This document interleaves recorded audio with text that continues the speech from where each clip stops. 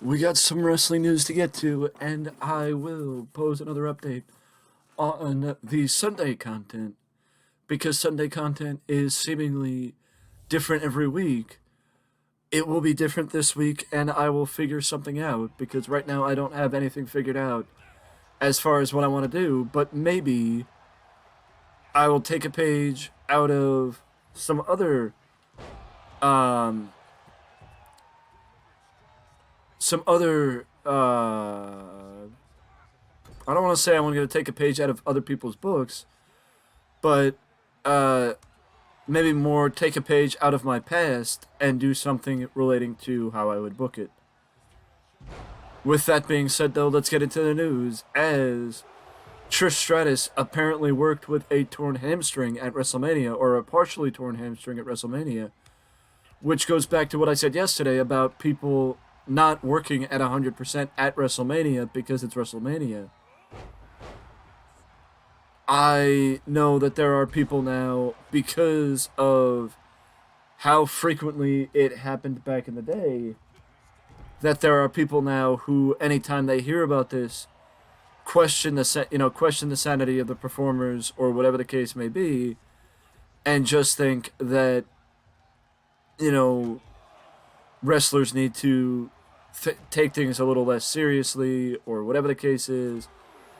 And the fact of the matter is, it's not that they will take things less seriously, it's that WrestleMania is on a level all its own.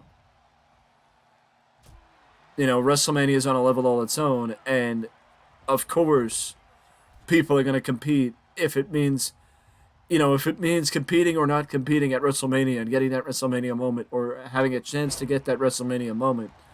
They're going to suck it up and, put it aside for one night because the adrenaline will be enough to carry them. You know what I mean? Adrenaline will be enough to carry them for one night.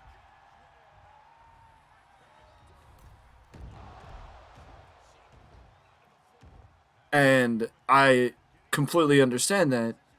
I mean, I've never wrestled a match with a partially torn hamstring, but the list does grow ever so slightly with Trish Stratus explaining her partially torn hamstring, and that being another on a long laundry list of injuries that took place over WrestleMania, that was present over WrestleMania weekend.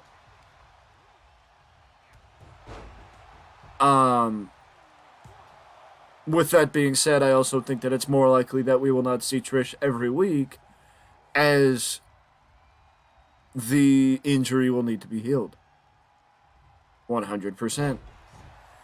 And now we move over to NXT with NXT with NXT taking place last night, and the Scottish Supernova Noam Dar finally made his long-awaited return to WWE programming, and also his long-awaited debut in NXT, because he debuted as part of the Cruiserweight Classic and then immediately got transported to the main roster.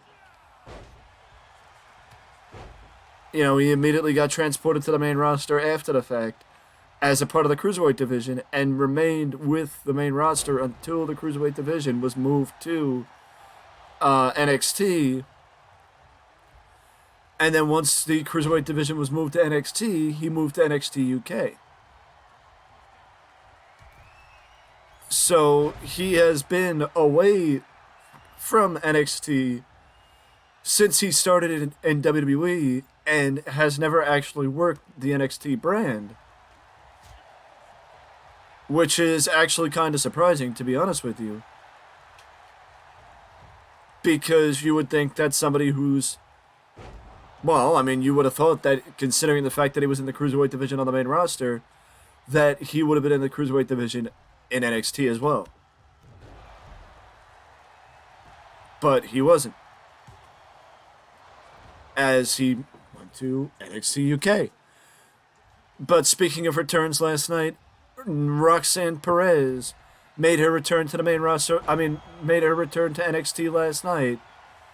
And Roxanne is now also number one contender alongside Tiffany Stratton for the NXT Women's Championship, as Indy Hartwell is set to defend her NXT Women's Championship at Spring Breakin'.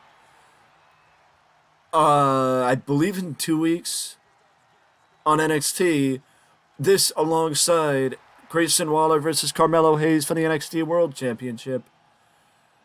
And I believe a triangle match for the tag team titles involving the Creed brothers, Gallus, and the Dyad. Which, if the release request from the Dyad is in fact true and factual, then the fact of the matter is, it is more than likely that at NXT Spring Breakin', the Dyad will be the ones to take the fall in the triangle tag team match for the tag team titles, because they're not staying with the company. But if they do get released, if they are not getting released, then that will not be the case.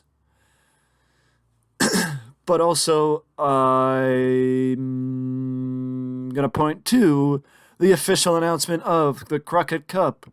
As yesterday, when I was on Fightful, I did not see the Crockett Cup on the breakdown of upcoming events. And now I can say that the Crockett Cup is the tag team tournament from the NWA that spotlights tag team wrestling. I believe the last one was won by the Briscoes. I could be wrong, but I believe the Briscoes won the tournament in 2022, and we got it again in 2023 on June 3rd and June 4th, which I'm looking forward to it because it's always a nice sight seeing the spotlight placed on tag team wrestling. With that being said, though, it is a short news video today, and I will see you in the next one.